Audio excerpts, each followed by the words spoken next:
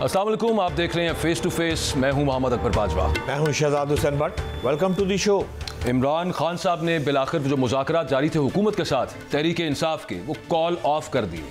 अच्छी बात है कि सियासी जमातें आपस में मिलकर बैठी, लेकिन ये सबको पता था, नज़र आ रहा था कि ये मुज़ाकरात शायद कहीं नहीं पहुंचेंगे और उसकी सादा सी रीजंस के 9 मई और 26 नवंबर पर कमीशन बनाना मुश्किल सा काम है हुकूमत के लिए, मेरी ज़ाती राय में। और उसके अलावा मुलाकात का कहा गया तहरीक इंसाफ की तरफ से, वो भी उस फ्रीक्वेंसी के साथ या उस ईज़ के साथ नहीं हो पा रही थी चेयरमैन तहरीक इंसाफ इमरान खान से, उनकी कमेटी के जो मेंबरान हैं उनकी।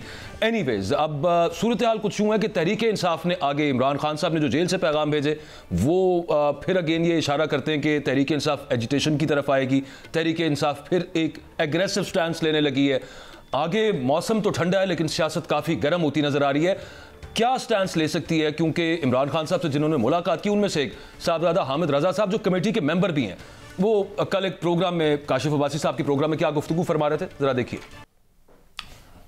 ये सूरत हाल चल रही है जी, ये मामला है। आगे क्या सूरत बन सकती है, क्या शक्ल निकल सकती है मुल्की सियासत की? रिजॉल्व की तरफ मामला जाएंगे या मजीद खराब होने की तरफ जा सकते हैं? हमारे साथ अली गौहर बलोच साहब मौजूद हैं, PMLN के सीनियर लीडर हैं, और हमारे साथ सेनेटर हुमायूं महमूद साहब मौजूद हैं, पाकिस्तान तहरीक इंसाफ को रिप्रेजेंट करते हैं। आप दोनों मुअज़्ज़ज़ मेहमानों का बहुत बहुत शुक्रिया जी। बलोच साहब, मैं आपसे स्टार्ट करता हूँ। वो तो बता रहे हैं कि हम दोबारा डी चौक भी आ सकते हैं, हमने दोबारा सड़कों पर भी आना है। बिस्मिल्लाहिर्रहमानिर्रहीम। देखिए, पहली बात तो ये है कि जो मुज़ाकरात हैं उनका अभी जो इन्होंने खुद ही तय किया था कि फ़लाँ डेट तक हम इंतज़ार करेंगे, उससे पहले ही इन्होंने ऐलान किया। और हम डे 1 से कहते थे कि इनका असल मकसद यही था कि हम एस्टेब्लिशमेंट से बात करेंगे। ख़ुद इमरान नियाज़ी साहब भी यही बात कहते हैं कि हम एस्टेब्लिशमेंट से बात करेंगे और हम उनसे लेंगे। जाहिर है कि मतलब है, जिस तरह से पहले भी ये इक़्तिदार में आए तो इन्हीं चोर दरवाज़ों के ज़रिए ही आए थे। RTS सिस्टम को बंद किया गया था, फिर जनरल पाशा, जनरल ज़हीरुल इस्लाम, उन लोगों का भी किससे ढका छुपा हुआ नहीं है। एम्पायर की एक उंगली वाली बात, जावेद हाशमी साहब जब इनके साथ कंटेनर पे चढ़े थे और फिर उतरे थे, फिर उन्होंने जो किस्से कहानियाँ सुनाई थी, वो खैर मादी का हिस्सा ज़रूर है लेकिन किससे ढकी छुपी हुई नहीं रहेगी। बात ये कि ये एहतजाज करेंगे। इन्होंने एक फाइनल एंड लास्ट कॉल दी थी, क्योंकि हम तो एक सियासी पार्टी हैं और कोई भी पाकिस्तान में अगर दहशतगर्दी की कार्रवाइयाँ करेगा और लिबादा उड़ेगा एक पॉलिटिकल पार्टी का, तो मैं समझता हूँ कि वो खुद ही एक्सपोज हो जाता है, और ये एक्सपोज हो चुके हैं। इसी पे तो कह रहे हैं कि 26 नवंबर पर कमीशन बनाएं और बताएं। अलबत्ता एक चीज़ ज़रूर है कि DIG जो RPO हैं रावलपिंडी के और IG इस्लामाबाद हैं, उन्होंने जदीद असला सामने रख के प्रेस कॉन्फ्रेंस ज़रूर की थी जो इनके लोगों से पकड़ा गया था। और दूसरी बात यह है कि जब इन्होंने 9 मई के वाकयात किए थे तब भी ये कहते थे कि सिक्योरिटी किधर थी, उनको रोका क्यों नहीं? इसीलिए तो कमीशन कहते हैं। उनका इल्जाम आप पे, कमीशन बन जाता तो ज्यादा बेहतर हो जाए ना, उसमें से फिल्टर आउट होके लोगों को भी पता चले कि हुआ क्या है, मामला क्या है। नहीं, देखे, कमीशन का काम नहीं है, कमीशन का काम नहीं है। यहाँ पर मेरी और आपकी राय भी मुख्तलिफ। ये अदालतों का काम है, केस अदालतों के अंदर है। ये अगर बेगुनाह है तो अपनी बेगुनाही साबित करे और अदालतों से फारिग हो जाए। कमीशन की क्या जरूरत है? कमीशन का मकसद NRO लेना है।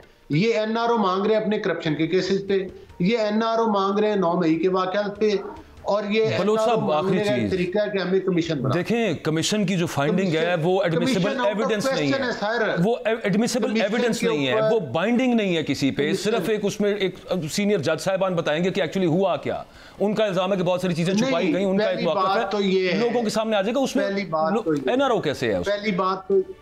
पहली बात तो ये है कि सीनियर जज का भी कहीं नहीं लिखा गया कि सीनियर जज होगा कमीशन में। ये तो आप डायरेक्शन दे रहे हैं ना, जिस तरह के PTI वाले देते हैं, डायरेक्शन नहीं है। हाँ, अगर बात चलती तो हो सकता है कि इस नौबत तक आ जाती, लेकिन मेरा ख्याल है कि वो राना सनाउल्लाह साहब भी बयान दे चुके हैं कि प्रोसिक्यूशन के मराइल ऑलरेडी काफ़ी तय हो चुके हैं और कुछ करीब हैं, तो लिहाजा अब अदालतों में मामला आते अदालतें फैसला करेंगी।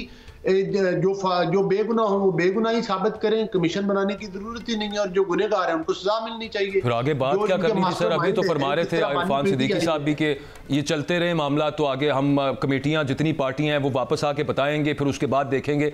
तो सीधा इनकार ही है ना इसका मतलब हुकूमत की तरफ से, यही उनके मुतालबात थे। मैं नहीं, इनकार वाली बात नहीं है। बात ये है कि अगर ये दोबारा दहशतगर्दी करेंगे और इस्लामाबाद के ऊपर हमलावर होंगे तो फिर इनको आनी हाथों के साथ कानून के रोका जाएगा। ले जी, ये अपना शौक पूरा करें, दोबारा ये अपना शौक पूरा करें। ये केपीके की हुकूमत के जरिए हमलावर हो आकर वफाक के कैपिटल के ऊपर, रियासत इनको रोकना जानती है, रोकेगी इंशाअल्लाह। सही, इनकी बदमाशी नहीं चलेगी। इंतहाई काबिल एहतराम सेनेटर हमायूं साहब, इस वक्त जो सूरत हाल है, चेयरमैन सेनेट यूसुफ गिलानी साहब ने पीटीआई के जो सेनेटर हैं एजाज चौधरी का प्रोटेक्शन ऑर्डर जारी ना करने पर, अमल दरामद ना करने पर इजलास की सदारत से इनकार किया है। पूछना किबला आपसे ये चाहता हूँ कि जिस तरह मौलाना फजलुर रहमान से आपकी मोहब्बतें कुछ परवान आहिस्ता आहिस्ता चढ़ रही हैं, क्या पीपल्स पार्टी के लिए भी कोई इतना सॉफ्ट कार्नर है? आइंदा कोई सियासी नक्शा इस तरफ भी आ सकता है? बिस्मिल्लाहिर्रहमानिर्रहीम, इय्याका नअबुदु व इय्याका नस्तईन। देखिए कितने अफसोस की बात है कि चेयरमैन सेनेट जो कि हमारी पॉलिटिकल पार्टी से नहीं है, लेकिन जब हमने उनके सामने अपना मुद्दा रखा और हमने बताया इससे पहले भी 2 दफ़ा प्रोडक्शन ऑर्डर्स हुए थे, लेकिन अनफॉर्चुनेटली वो हो नहीं सके, तो आप करें तो उन्होंने भी एक प्रोडक्शन ऑर्डर दिया है। और ये याद रखें, ये सेनेट के रूल्स 84 के तहत होता है। उसमें जो उसका सब क्लॉज है उसमें लिखा हुआ है या फेडरल गवर्नमेंट या provincial government shall do that thing, means उनके ऊपर लाजिम है कि उस प्रोडक्शन ऑर्डर के तहत उस मुल्जिम को पहुंचाएं पार्लियामेंट के अंदर। ये उनका लाजमी जुज़ है, इसको वो ना नहीं कर सकते, कोई बहाना नहीं कर सकते, ये उसके ऊपर है। अच्छा, उसके बावजूद पंजाब गवर्नमेंट ने इनकारी हो गए। अच्छा, इसके बेसिस पे यूसुफ रजा गिलानी साहब ने एक किस्म का सेनेट से बॉयकॉट किया हुआ है। जिस दिन से ये प्रोडक्शन ऑर्डर नहीं हुए उस दिन से Yusuf Raza Gilani as a chairman senate आए ही नहीं हैं। ना आज आए थे, ना आज जॉइंट सेशन में भी नहीं थे, वो आए ही नहीं हैं। क्यों? वो कहते हैं कि अगर चेयरमैन सेनेट की जो बात है वो आप मानते नहीं हो, तो यहाँ पे उन्होंने एक प्रिंसिपल स्टैंड लिया हुआ है। मुझे अफसोस इस बात का है कि पीपल्स पार्टी वाले जो है ना, वो अपने चेयरमैन की ऑनर के लिए नहीं खड़े हो रहे। जब हम उनके ऑनर के लिए हम खड़े होकर कहते हैं कि जी ये चेयरमैन साहब के जो हैं जो और सेनेट के उसके लिए उसकी जो रेट है आप उसको तो आप फरमा रहे हैं, आप खड़े हो रहे हैं, तो यही तो पूछ रहा हूं किबला कि क्या आइंदा मुस्तकबिल में हम ये कोई नक्शा देख रहे हैं? पीटीआई, पीपल्स पार्टी, मौलाना फजलुर रहमान? नहीं, इसका ताल्लुक पाकिस्तान पीपल्स पार्टी से हरगिज नहीं है। मेरा नहीं ख्याल कि पाकिस्तान पीपल्स पार्टी खुद भी चेयरमैन के साथ खड़ी है। उन्होंने भी चेयरमैन को अकेला छोड़ा हुआ है।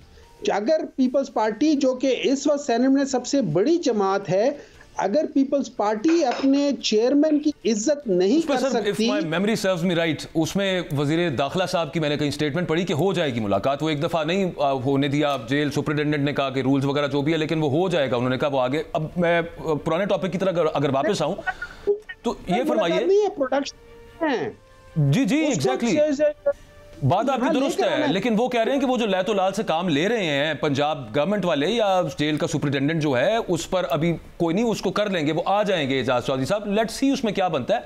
मैं आपसे ये पूछना चाह रहा हूं कि हुकूमत वाले ये पूछते हैं कि इतनी जल्दी क्या है मुज़ाकरात कॉल ऑफ करने की, मतलब थोड़ा सा आगे और वक्त दे देते। गौहर साहब, अली बलोच साहब ने तो वैसे कह दिया है कि नहीं बन सकते कमीशन, लेकिन चूंकि वो कमेटी के मेंबर नहीं है, इरफान सिद्दीकी साहब ये फरमा चुके हैं, तलाल चौधरी साहब ये कह चुके हैं कि भाई सब्र कर लें, हो जाता है। जल्दी क्या थी कॉल ऑफ करने की, ये सवाल है। देखिए, अभी बात हो रही थी तो रेफरेंस दिया गया था कि जावेद हाशमी साहब क्या बात करते थे। आप जरा सुन लेना जावेद हाशमी साहब क्या बात कर रहे हैं जी, एक दफा सुन लें वो क्या रहे हैं, तो आपको पता चल जाएगा। नंबर 2, देखिए इस तरह होता है, वो कहते हैं बीट अराउंड द बुश। हम लोगों ने वो सीखा नहीं है। हम लोगों के सिंपल से एक वो था कि हमारे, आपको याद है, हमारे जो मुतालबात होते थे वो स्टार्ट होते थे कि आप लोग चोर हो, आप लोगों ने मैंडेट चुराया है, हमारा मैंडेट वापस करो, आप लोग हुकूमत में बैठने के काबिल नहीं हो क्योंकि आपके पास इखलाकी जुज़ नहीं है, इधर हुकूमत को छोड़ो। हम उन दोनों चीज़ों से हमने उनको साइड पे रखा है। क्यों? अगर हम उनको सामने रखें तो बातचीत होती नहीं है। तो हम इन सब चीज़ों को हटाने के बाद हमने in the larger interest of the country हमने 2 मुतालबात रखे और इन दोनों जायज़ हैं। एक, पॉलिटिकल लोगों को रिहा करो, हमने ये नहीं कहा उनके केसेस वैसे कैसे आपने खत्म किए। और दूसरा, मेरिट पे हमने ये नहीं कहा, हमने कहा एक कमीशन बनाओ। हमारे ऊपर इल्जाम है कि हम 9 मई के ऊपर हम लोगों ने इन्वॉल्वमेंट थी। हम कहते हैं यार उसमें बता दो, उसमें सीसीटीवीज की फुटेज देख लो, उन सारी जगहों पे सीसीटीवीज लगी हुई हैं, आप फुटेज देख के बता दो। अगर हुमायूं वहां पे तोड़ फोड़ कर रहा था, हुमायूं को सजा दो। हमने ये नहीं कहा हुमायूं को तोड़ दो, हमने कहा फिर हुमायूं को सजा दो और हम माफी भी मांगेंगे, सजा देंगे। ठीक है, इसी तरीके दुरुस्त फरमा रहे हैं हुमायूं भाई आप। अली बलोच भाई, मेरा आपसे आखिरी सवाल है, आपने तो आज स्ट्रेट छिक्का लगा दिया, आपने कहा कि कमीशन आउट ऑफ क्वेश्चन। अगर कमीशन आउट ऑफ क्वेश्चन है तो मुस्लिम लीग नून के मरकजी रहनुमा साहब तो खुद फरमा रहे हैं कि पीटीआई से मुज़ाकरा जो है वो आलमी क़ुव्वतों के दबाव पर हो रहे हैं। दुनिया का 5वां बड़ा मुल्क और 7वीं एटमी ताकत मेरा मुल्क, सियासी मुज़ाकरात आलमी दबाव पर हो रहे हैं, तो मुज़ाकरात तो फिर आपको करने पड़ेंगे बकौल मुस्लिम लीग नून के मरकज़ी रहनुमा के। एग्री हैं? देखिए, जिस रहनुमा ने ये बात की है आप ज़रूर उनसे वजाहत पूछ लें। जहाँ तक मेरे नोटिस में है, हम तो डे 1 से हमारा ये मौक़िफ़ है कि आप मुज़ाकरात की मेज़ पर आएँ, दहशतगर्दी को छोड़ें, मुल्क में आग लगाना छोड़ें, मुल्क में कत्ल गारत करना छोड़ें, वफाक के ऊपर हमले करना छोड़ें। आप एक दहशतगर्द पार्टी की बजाय एक सियासी पार्टी का किरदार अदा करें, लेकिन वो इस तरफ आने के लिए तैयार ही नहीं है। मुज़ाकरात की दावत हमने आज तो नहीं दी, हमारी तो जिस दिन से हुकूमत बनी है हमने उससे और उससे पहले भी हमारा मौक़िफ़ था कि अगर आप अपने आप को पॉलिटिकल धारे के अंदर रखना चाहते हैं तो फिर सियासी तरीक़ाकार अपनाएं, अपने रवैयों में सियासत लेकर आएं, दहशतगर्दी को निकाल दें अपने रवैयों के अंदर से, अपनी पार्टी को इस चीज़ से निकालें। और ख़ास तौर पर आपने बड़ी ठीक बात की कि चेयरमैन सेनेट ने प्रोटेक्शन आर्डर किए। ये जो स्पीकर साहब थे कैसर साहब, ये तो किसी को प्रोटेक्शन आर्डर करते नहीं थे, और करते थे तो आगे माने नहीं जाते थे। हुए भी थे सर, हमजा शहबाज साहब और साद रफीक साहब आए थे। उस वक्त आकर असेंबली के इजलास भी बैठा करते थे और बाइकाट भी नहीं करते थे इजलास का। आज जो दरस देते हैं ना, जो आज कह रहे हैं कि हाशमी साहब आज क्या बात कर रहे हैं, ये अपना माली और अपना गिरेबान में नहीं झांकना चाहते। इन्होंने हर वो कार्रवाई डाली हुई है जिसकी आज ये डिमांड करते हैं। वोट इलेक्शन इन्होंने चोरी किए, इक्तदार में आके बेइंतहा करप्शन इन्होंने की, लोगों के साहब चले मेरी। अच्छा, मेरा शार्प सवाल है आपसे, मुस्लिम लीग नून के रहनुमा जवेद लतीफ क्या मुस्लिम लीग नून के मरकजी रहनुमा हैं? अगर वो हैं तो उनका फरमान है कि आलमी क़ुव्वतों के दबाव पर मुज़ाकरात हो रहे हैं, आपके इल्म में है ये बात? जी, मैंने उनका ये बयान नहीं सुना, और मैं सिद्दीकी साहब की चूंकि मुज़ाकरात में वो बैठे हैं, जो लोग कमेटी के अंदर बैठे हैं, उससे रिलेटेड मेरा ख्याल है बेहतर राय वो दे सकते हैं कि मुज़ाकरात किसी दबाव के तहत हो रहे हैं या नहीं हो रहे। मेरा नहीं ख्याल कि कोई इस तरह, तो बहुत सारे लोग हैं कुछ अपनी मर्जी से भी बयान। बलोच साहब, आपकी जमात की बड़ी ज्यादा जो मरकजी तरीन लीडर है जो अरफान सिद्दीकी साहब बात कर रहे हैं। मैं अर्ज वही करने लगा था, आपकी जमात की जो मरकजी तरीन लीडर है जावेद लतीफ़ साहब, तो मतलब बहुत उस लिस्ट में बड़े नीचे आते होंगे। मरियम नवाज साहिबा वो एक दौर में फरमाया करती थी ना कि पावर टॉक्स टू पावर, मुज़ाहमत होगी तो मुफाहमत होगी। तो अब मेरा ख्याल है कि तहरीक इंसाफ भी उसी पॉलिसी पर अमल पैरा है। हुमायूं मोहम्मद साहब, अब बीच में से बुनियादी तौर पे अगर इसको यूं मैं ट्रांसलेट करूं, मतलब ये तो नहीं है कि आप अमली तौर पर इदारों के ऊपर हमला आवर हो जाए। सर बड़ी स्टेटमेंट्स है, बड़ी स्टेटमेंट्स है सर, वो तो यहाँ पे टीवी पे हम चला भी नहीं सकते, मरियम साहिबा भी देती रही। पुरअमन एहतजाज करें, ठीक है, ठीक है, पुरअमन एहतजाज हुमायूं मोहम्मद साहब। और दूसरा ये कि अब हुकूमत बुनियादी तौर पे खान साहब ने बीच में से निकाल दिया, अब दोबारा जो एजिटेशन की तरफ मामला, वो दैट इज अगेन वही वाला पावर टॉक्स टू पावर, मुज़ाहमत होगी तो मुफाहमत होगी, ये आगे स्ट्रैटेजी है सर? देखिए, अभी तो जब स्ट्रैटेजी डिसाइड होगी और जब बात आगे बनेगी तो पता चलेगा कि किस तरफ जाता है। लेकिन इसमें कोई शक नहीं है कि मैं ये समझता हूँ कि अगर एक आदमी आपके साथ डिले करने की कोशिश कर, डिलेइंग टैक्टिक्स कर रहा है, तो फिर उसमें टाइम वेस्ट करने की जरूरत नहीं है। हमने जो 31 जनवरी की बात बताई थी ना, हमने कहा था इससे पहले हो जाए, और हमने ये कहा था कि आपके चौथा जो सेशन होगा उसमें हम जो जो कमीशन है उसके लिए हम डिस्कशन करेंगे। लेकिन जब ये लोग कहते हैं कि इन प्रिंसिपल कहते हैं कमीशन बन नहीं सकता, तो फिर हम आगे जाने की जरूरत नहीं। हम इनको मतलब हम इनके लिए मुश्किल आसान कर रहे हैं। यानी फिर आप सड़कों पर आ रहे हैं। अगर ये साफ फिक्रा आ गया तो क्या साफ फिक्रा आपका? देखिए, हर चीज सड़कों पे भी आ सकते हैं, जैसे हमें जैसे कहा हुआ है, और जगहों पे भी हो सकता है, बहुत सारी चीजें हो सकती है। There are 101 ways to protest and there are 101 ways कि आप सिग्निफिकेंट प्रोटेस्ट करें। ठीक है, अब ये है पार्लियामेंट में भी तहरीक इंसाफ एहतजाज कर रही है, बल्कि आज का इजलास था वो 15 मिनट बाद मुलतवी भी हो गया। और बहुत शुक्रिया, अली गौर बलोच साहब हमारे साथ थे, सेनेटर हुमायूं महमद साहब हमारे साथ थे। कोई लड़ाई मैं नहीं देख रहा यार, मैं अपना आपको तजुर्बा बताऊं, ना इन्होंने सड़कों पर आना है और ना उन्होंने कमीशन बनाना है। एक कुछ सेंटर दा राह बैठकर इनको निकालना पड़ना है, और दोनों पर प्रेशर आ चुका है, जो मैं बार बार अली भाई से पूछना चाह रहा था। सर उन्होंने साथ तो बैठ जाते हैं। अब खान साहब ने जो अप्रोच ले लिया ना, उससे मुश्किल है कि पीछे हटें, क्योंकि इनको इजाजत नहीं मिलनी कमीशन बनाने की। और दूसरी बात यह है कि मुलाकात यार हुकूमत नहीं करवा सकती, तो हुकूमत के अंदर तो जेल आती है, फिर आगे उस पर क्या रहे। एक ब्रेक के बाद ना बात यह भी करनी है कि जो भी जमात ऑपोजिशन में होती है उसे बड़ा दुख सताता है मिसिंग पर्सनस का भी। जैसे खान साहब ने भी मिसिंग पर्सनस के हवाले से बात की और फिर कहा कि हम बलोच मिसिंग पर्सनस के हवाले से भी बात करेंगे, लेकिन हुकूमत में आते हैं तो फिर वो नहीं मामला रहता। Same is the case with पीका एक्ट, वो जो पाकिस्तान इलेक्ट्रॉनिक क्राइम्स एक्ट है, उस पर भी जब करने लगी थी अमेंडमेंट तहरीक इंसाफ, तो बड़ा शोर मचाया था पीएमएलएन ने। अब पीएमएलएन ने खुद ही रेल रोड कर रहे हैं उसे, और आगे उसकी इम्प्लीकेशंस क्या है सहाफ़ियों के लिए, सोशल मीडिया के लिए, क्या एक्चुअली पाकिस्तान में सूरत हाल बनने जा रही है as far as the media, specially social media is concern. एक ब्रेक के बाद हमारे साथ PFUJ के सदर और जनरल सेक्रेटरी मौजूद होंगे। स्टे विद अस।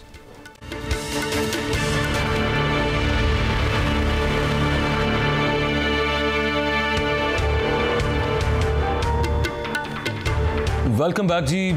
कौमी असम्बली ने मुतनाज़े पीका तरमीमी बिल 2025 कसरत राय से मंजूर कर लिया गया। यहाँ पर राना तनवीर साहब ने पेश किया और यूं करके वो पास भी हो गया। उस पर कोई बहस नहीं करवाई गई। एक्शन कमेटी सहाफ़ियों की उनके गिले शिकवे अपनी जगह पे कि वो वैसे इसको मुस्तरद करते हैं, लेकिन पूछा किसी से नहीं गया, और इसको कहते हैं रेल रोड करना। अब उसके अलावा ये सेनेट में जाएगा, सेनेट से भी यूं ही पास हो जाएगा, लेकिन हुकूमत ये कहती है कि चलें सहाफ़ी आके एक दफ़ा मिल लें, जो उनकी सजेशंस हैं हम उनको बीच में डालने की, इनकॉर्पोरेट करने की कोशिश करेंगे। लेकिन उससे पहले हम ज़रा समझने की तो कोशिश कर लें कि ये जो तरामीम की गई हैं ये मामला है क्या। ये चैप्टर बी के अंदर जो लिखा गया है कि ऑफेंसिव और अनलॉफुल कंटेंट जो है उसे अथॉरिटी, इस अथॉरिटी के पास, ये जो पीका के बाद बनेगी उसके पास उसे हटाने का, उसे ब्लॉक करने का इख्तियार होगा सोशल मीडिया प्लेटफॉर्म से। तो वो कहते हैं कि कोई भी ऐसी चीज़ जो कि नज़रिया पाकिस्तान के मुखालिफ होगी उसे हम हटा देंगे। इसके अलावा भी पॉइंट्स हैं, लेकिन सबसे पहले कम अज़ कम उन लोगों को जो सोशल मीडिया पर कंटेंट डाल रहे हैं एग्जैक्टली लिखा हुआ पता तो हो कि ये नज़रिया पाकिस्तान से क्या मुराद रियासत लेगी, या फिर ये जो अथॉरिटी पीका के अंडर बनेगी वो क्या लेगी। हमारे साथ सहाफ़ी रहनुमा भी मौजूद होंगे, लेकिन उससे पहले वजाद मसूद साहब हमारे साथ मौजूद, सीनियर जर्नलिस्ट है। थैंक यू वेरी मच वजाद साहब, आपने वक्त दिया। आपने बड़े सारे अदवार देखे हैं जहाँ पर ये नज़रिया पाकिस्तान, ये आइडियोलॉजी ऑफ पाकिस्तान के खिलाफ जाने पर सहाफ़ियों पर, पॉलिटिशियंस पर मुकदमे भी हुए। क्या हम इससे डेफिनेशन अखज़ करें, देखने वाले के लिए समझाइए, ताकि वो लाइन क्रॉस ना करें और उन पर कोई मुकदमा ना बन जाए इस नई अमेंडमेंट के तहत। What is ideology of Pakistan sir? लेकिन इसकी हिस्ट्री है, ये लफ्ज जो है ये 1960 से पहले इस्तेमाल नहीं हुआ, और 1975 में अब्दुल वली खान ने सुप्रीम कोर्ट ऑफ पाकिस्तान के चीफ जस्टिस साहब से हैदराबाद ट्रिब्यूनल में पूछा था कि साहब ये नजरिया पाकिस्तान क्या है, मुझे जो है इसकी डेफिनेशन बता दी जाए ताकि मुझे मालूम हो जाए कि मैंने किस चीज की खिलाफवर्जी की है। तो नहीं बता सकी पाकिस्तान की अदलिया, और पाकिस्तान के आइन में भी ये लफ्ज इस्तेमाल हुआ है नजरिया पाकिस्तान का।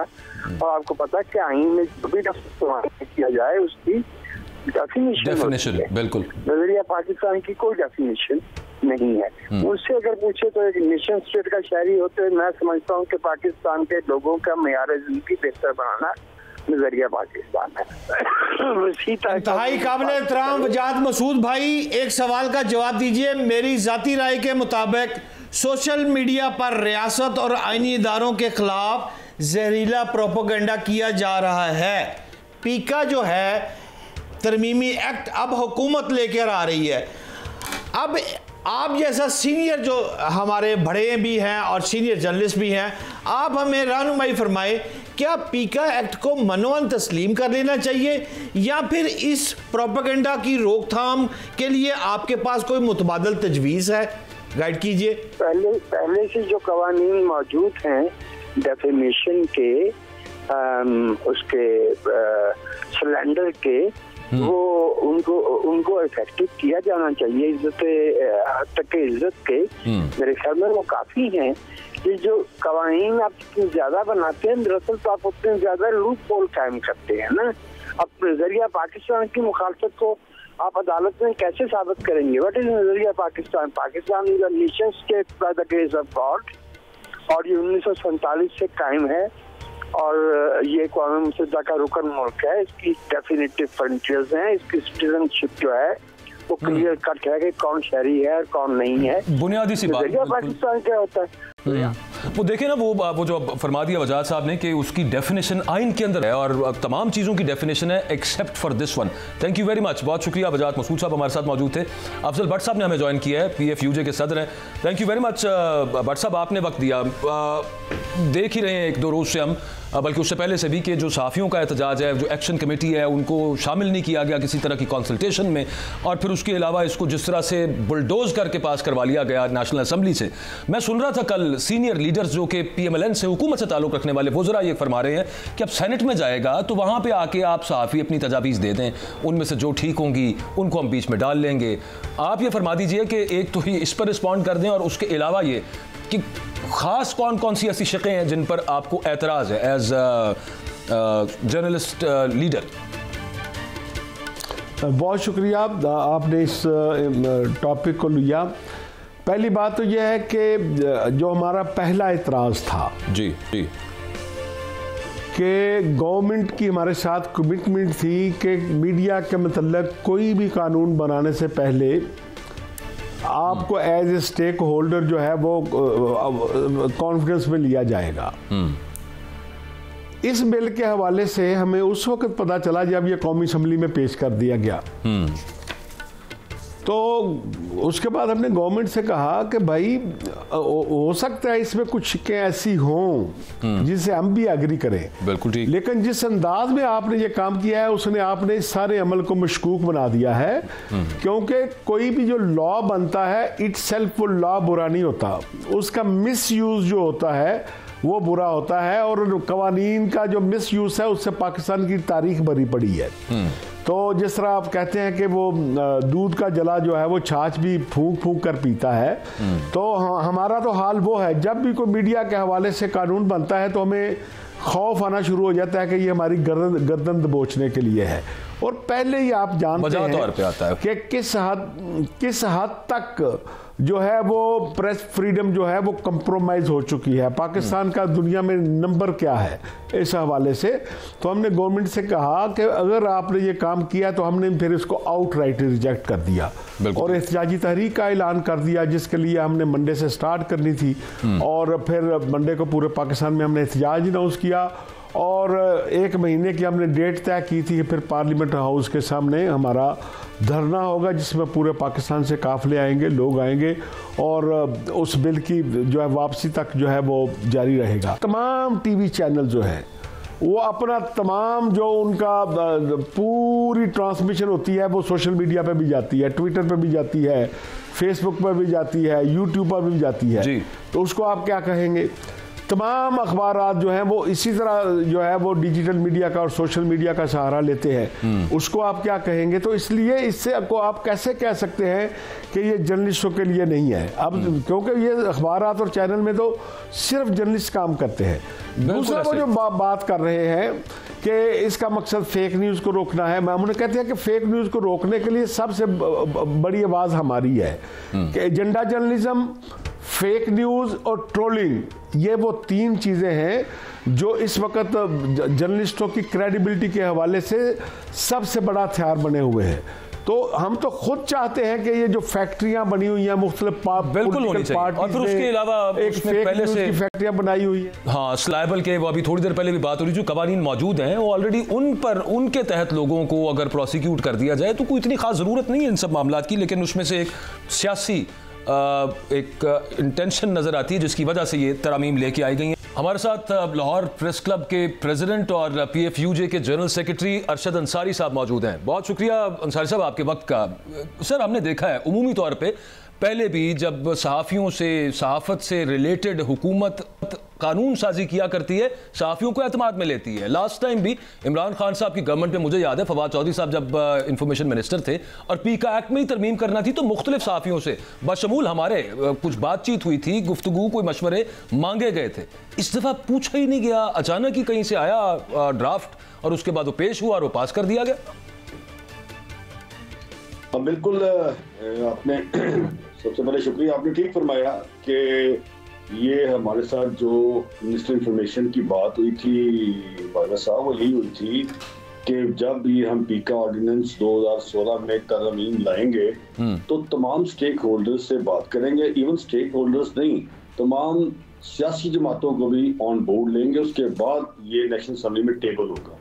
देखें, हमें आनंद फानन जो कल गुजर गई, हमें 1:17 में फोन आता है कि जी आप जोन पे मीटिंग ज्वाइन करें, वहाँ पे इंफॉर्मेशन मिनिस्टर मीटिंग लेने लगे हैं। तो किस चीज़ का, हमने कहा किस चीज़ के लिए, उन्होंने जी वो आज जो पीका जो है तरामीम, उस पर हमने आपसे बात करनी है तमाम स्टेक होल्डर से। देखिए, इन्होंने ये बात तय हो गई थी कि इसको हमने टेबल करना है और टेबल करके आज असेंबली से पास कराना है। ये गोमलों पर मिट्टी झाड़ने के लिए एक 10 मिनट की जूम पे मीटिंग करने के लिए आए थे, लेकिन वो सिर्फ हमें पता था, हम ऑलरेडी इन्फॉर्म थे कि ये तो हज इससे पास हो जाना है।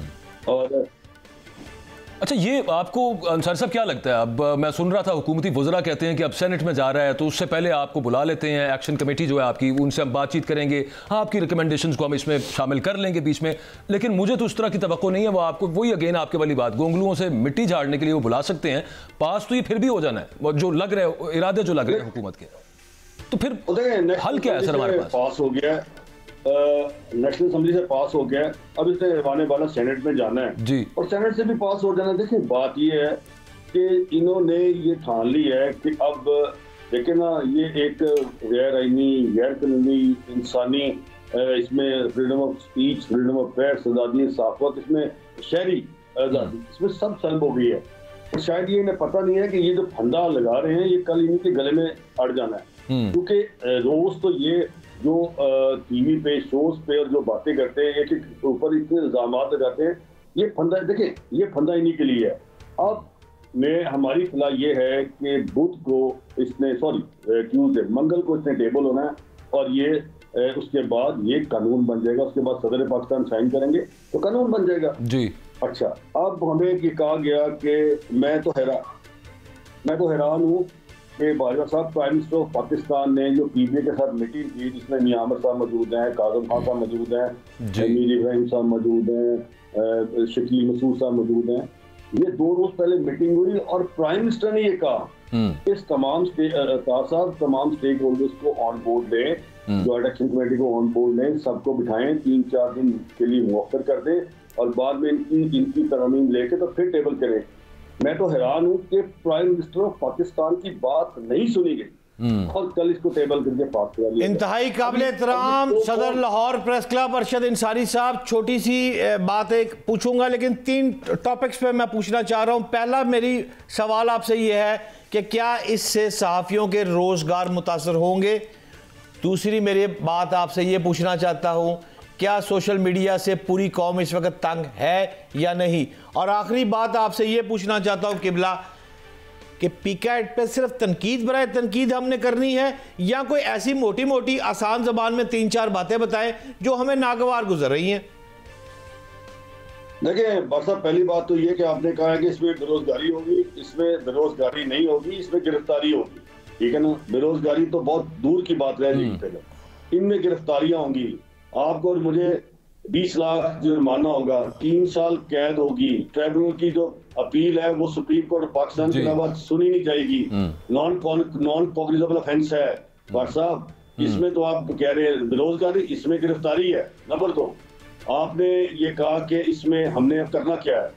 देखिए, ये हमने पीका जो है ये 2016 का ये जो ब्रेन चाइल्ड है, ये मुस्लिम लीग नून की हुकूमत का ब्रेन चाइल्ड है, 2016 में आया था और 2022 में मोहतरमा मरियम औरंगजेब साहब फरमाती थी ये ड्रैकोनियन लॉ है।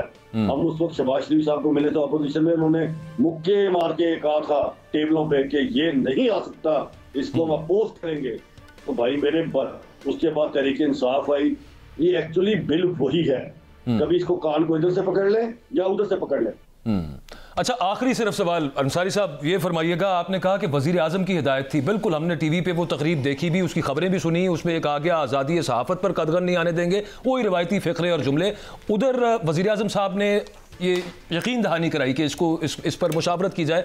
दूसरी तरफ से वो आगे आप ये कहना चाह रहे हैं कि कोई वजीर आजम से भी पावरफुल है कि वजीर आजम की बात नहीं मानी गई और वहां से देखिए बात सुने, मैं ये मीटिंग की बात कर रहा हूँ, वजीर आजम की बात कर रहा हूँ। इस मुल्क में अगर वजीर आजम की बात नहीं सुनी जाती तो कहाँ से आ रही है चीजें? कौन वजीर आजम की बात नहीं सुनी जा रही तो क्या वजीर आजम को ये राइट है कि वो पूछे कि भाई ये मैंने तो ये कहा था, ये कैसे हुआ?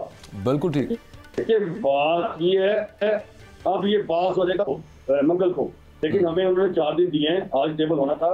अब ज्वाइंट एक्शन कमेटी से मुशावरत होगी, जूम पे मीटिंग होगी, फिजिकल होगी, सबसे होगी। अगर उन्होंने टाइम दिया तो मुझे नहीं लगता कि आपको टाइम मिलेगा। बिल्कुल ठीक। मैं अंसार साहब, वक्त की एक्चुअली किल्लत थी, लेकिन बड़ा आपने जामे मुफस्सल उसका जवाब दे दिया और नज़र वाकई यूँ आ रहा है कि खास उसमें फ़ायदा होना नहीं है, इसको बुलडोजर दिया जाएगा जैसे नेशनल असेंबली में हुआ, इसी तरह से सेनेट में मामला होगा। अफसोस की बात यहाँ पे ये है, जो जिसकी तरफ अभी तवज्जो मबजूल कराई गई, कि वज़ीर आज़म वो एक इंस्ट्रक्शन दे रहे हैं, उस पर अमल नहीं हो पाया, तो फिर क्या ये अमल होगा? और फिर आखिरी बात वही जाते जाते कि ये कल को ये होता आया सियासी जमातों के साथ कि उन्हीं के खिलाफ उनके बनाए हुए कवानीन जो वो कहीं और से ले लेते हैं, खिलाफ उन्हीं के इस्तेमाल हो जाया करते हैं। छोटी सी ब्रेक है जी, वापस आते हैं। स्टेनदास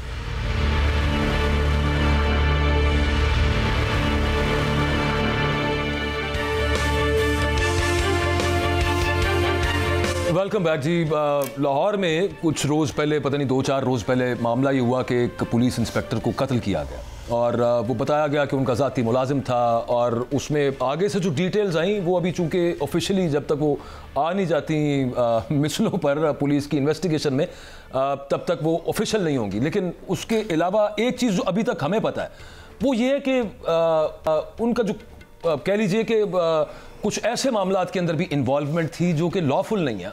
एक मामला शहजाद भट्ट साहब, पंजाब पुलिस के हवाले से आपने प्रोग्राम्स हमने भी किए हैं, उसने उसके बाल काट दिए, फलाने ने उसको मारा, तशद्दुद किया, ज़दोकोब किया। अच्छा, उससे पहले खबर आई कि पंजाब पुलिस की, अगेन मैं बात कर रहा हूँ, कि जनाब लाहौर में जो सबसे बड़ा ड्रग कार्टेल चल रहा है ना, उसके पीछे एक डीएसपी निकला है, एक इंस्पेक्टर निकला है।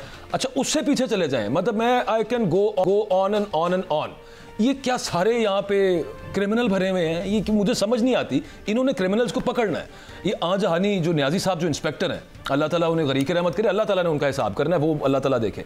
लेकिन ज़रा थोड़ी सी रोशनी डालें कि अभी तक तफ्तीश में क्या सामने आ रहा है। इंतहाई काबिल एहतराम बाजवा साहब, आप पहले ना इस केस को बात करने से कबल थोड़ा सा इसके सियाक सुबाक के वाले से देखें।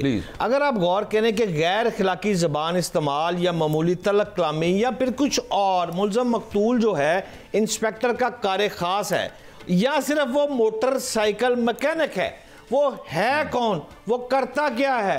पुलिस इंस्पेक्टर सैफुल्लाह नियाजी के कत्ल के असल मुहरकात क्या है? ये जो मारने वाला है, क्या ये इसका कार खास गनमैन भी रहा है? ये सारी बातों पे गौर कर रहे हैं। यही दूध पानी लेके आए, यही रात को पाँव दबाए, यही सुबह को उठ के नाश्ता दे, ये तमाम इंस्पेक्टर्स ने रखे हुए हैं आज। लेकिन ये खैर जुर्म तो नहीं है ना, लेकिन रखे हुए हैं तमाम इंस्पेक्टर ने कारे खास, जिनसे वो बंदे पकड़वाते हैं। अच्छा, जो कह रहे हैं ना जुल्म कहाँ है? अल्लाह इसको जन्नत नसीब करे, मकतूल फौत हो गया इंस्पेक्टर साहब। लेकिन जिन जिन थानों के मुताबिक जहाँ जहाँ ये रहे हैं, मजांग और दीगर इलाकों में, मैंने वहाँ से भी डिटेल निकाली है, मासूफ बात का आगाज गाली से करते थे, जरा बदजुबान थे। ये बच्चे ने अभी पहला बयान जो पुलिस को इब्तदाई दिया है, बाकी तो आगे डिटेल आ रही है, लेकिन पहले बयान में उसने ये कहा है कि मुझे रोजाना वो दर्जनों गालियां देते थे, जिस वजह से मैं तंग आ गया और तंग आकर मैंने उन्हीं के असला को उठाकर उनको कत्ल कर दिया। अब जरा गौर अगर आप करें ना, मुझे 1 मिनट दे कि कहानी है क्या। कहानी बाजवा साहब ये है, जो पुलिस के SOPs है उनको गौर करें तो थानों में तैनात जो इन्वेस्टिगेशन ऑफिसर है वो लगभग 100 के करीब केसेस की तफ्तीश उसने करनी होती है, लेकिन ज्यादा केसेस के बाद एक जो IO है, इन्वेस्टिगेशन ऑफिसर है, वो 500 केसा दी तफ्तीश कला जवान दा बच्चा करदा है। अच्छा, अगर वो 500 की तफ्तीश करता है तो अगर आप गौर करें तो लाहौर की आबादी को देखें, 1 करोड़ 30 लाख, सवा करोड़ की आबादी होनी है, 1 करोड़ 30 लाख की आबादी, थाने कितने हैं? थाने 90। अगर 90 को आप 1 करोड़ 30 लाख पर अगर आप इसको तकसीम करेंगे तो 1.5 लाख अफराद पर एक थाना बन जाएगा। वो कौन सा सियाना अफसर है, कौन सा तफ्तीशी इतना तगड़ा है? और यार उसने नफसियाती मरीज नहीं बनना, उसने गालियां नहीं निकालनी, तो वो क्या करे? सही, अगर उसको ये कागज चाहिए, मेरा ये कागज उसने मंगवाने किससे? अकबर बाजवे से। मेरा क्या कसूर है भट्ट साहब उसमें? आपका कसूर, मेरा कसूर उसके अंदर क्या है? मेरे से मतलब है कि आम इंसान का, आम शहरी का उसके अंदर क्या कसूर है कि वो बदतमीज रवैया और फिर क्रिमिनल एक्टिविटीज के अंदर इन्वॉल्व पुलिस इटसेल्फ, और इसकी कोई प्रोफाइलिंग नहीं होती। चेन ऑफ कमांड ठीक करें ना, IG से शुरू करें, उनको ठीक करें। अगर आपने बड़े थाने बना दिए, वडियां गड्डियां दे दिया, उस गाड़ियों में पेट्रोल कौन डलवाएगा? अकबर बाजवे का मोबाइल चोरी हो गया, वो थाने गया है, उसने कहा वो मोबाइल पड़ा हुआ है शहजाद हुसैन भट्ट के घर, रेड करनी है, तो गाड़ी जो पुलिस की निकलेगी उसमें से पेट्रोल आप डलवाएंगे। हाँ, ऐसे ही। अगर आपने FIR कटवानी है तो दस्ते लाकर आप देंगे। चले देखें, ये तो उन्होंने हम पे फर्ज कर दिया कि उनके पास चूंकि रिसोर्सेज नहीं है, मैं इसीलिए कहूंगा ना, फर्ज कर दिया कि हमें तो फिर रिश्वत देनी पड़ेगी। हमसे मुराद है अगेन शहरियों को, लेकिन ये क्राइम्स के अंदर इन्वॉल्व हों, ये क्या मामला है? मैं तो आपसे फिर अगेन दोबारा उसी सवाल पे आ रहा हूं जो यहां भी अभी तक आपने थोड़ा सा जरा उसको कुरेद देना, बता दें लोगों के लिए कि जो अभी तक की इब्तदाई तफ्तीश है, जो इंसाफ को कत्ल किया गया, ये जिस बच्चे का आप कह रहे थे कि बयान उसने ये दिया कि बदजुबान थे वो, क्या मामलात रहे हैं मतलब, और किस किस्म के? बाजवा साहब देखें, यही मैं आपको समझाना चाह रहा हूं कि अगर बड़े थाने बन गए, बड़ी बिल्डिंग्स बन गई, रवैये जब तक तब्दील नहीं होगा पुलिस वालों का, तब तक ये कत्ल और गारत चलती रहेगी। ये जो बच्चा है इसने अपने से बहुत बड़े कद अफसर, इंस्पेक्टर रैंक के अफसर को, जिसका ये कहते हैं मसल्ली था, अच्छा। मसल्ली ने वड्डे भाई नू मार दिया। अब बात ये है कि जो वड्डे भाई हैं, आप देखें गैर अखलाकी हरकतें भी थी भट्ट साहब। यार इल्जाम तो लगाया कि बदजुबान भी थे और भी काफी बद की काफी सारी चीजें उनमें पाई जाती हैं, इल्जाम तो उन पे आया है, लेकिन अभी कागज मेरे पास नहीं है, चूंकि वो कागज तफ्तीश हो रही है। मैंने CCP लाहौर को कहा था कि कागज अगर मुझे मिल जाए तो मैं एग्जैक्ट बात कर सकता हूं, लेकिन एक फिक्रा जरूर कहूंगा, जितने भी लाहौर के पहलवान इंस्पेक्टर हुए वो उमर वृक्ष से शुरू कर लें, वो जनाब आबद बॉक्सर से शुरू कर लें, वो अब नरगस को चपेड़े मारने वाले माजिद मेरे भाई की नाम ले ले, जिसका भी ले ले, जिसने आपके भाई क्यों खवातीन को चपेड़े मार दिया, खुदा माफ करें। यार देखें, माजिद भाई साहब तो ना कहें यार, भाई इसलिए कहा है कि मैं एक मामूली सा जर्नलिस्ट हूँ। सवेरे बाजवा साहब तो चुके ना जाओ किधरे, मुझे तो ये भी डर लगता है ना, ये एक माफिया है। मतलब हमने सी पुलिस को भी डरिए, हमें पुलिस और यार आपको तो अच्छा हूं लग लेंदे हो, पीका ऑर्डिनेंस आ गया ना, तो FIA नहीं पढ़ना जे। अल्लाह रहम करे भट्ट साहब। दुआ करें मेरे मुल्क के लिए अच्छा हो, दुआ करें पुलिस से हुकाम से इस बंदे के भी अल्लाह पाक दर्जात बुलंद करे। लेकिन मैं आपको एक खबर देता जाऊं, अभी तक जो मेरे जराए है, पुलिस ने मकतूल इंस्पेक्टर को अभी तक शहीद डिक्लेयर नहीं किया। ये क्यों नहीं किया, किसी और प्रोग्राम में बताऊंगा। वो नहीं तुसी दसना किसी और प्रोग्राम का वक्त यहाँ पे ख़त्म हो गया है, लेकिन चलें, समझदार के लिए इशारा ही काफ़ी है। बहरहाल मजीद जो उसकी टेंजिबल कोई पेपर हाथ में आ जाएगा ना, जब वो आ जाएगा इंशाल्लाह भट्ट साहब ले आएंगे, फिर उस पर वो भी हम फिर खुल के आपके सामने रख देंगे। लेकिन बहरहाल इशारे किरायों में इतनी बात हो सकती है। इजाज़त दें, अल्लाह हाफ़िज़।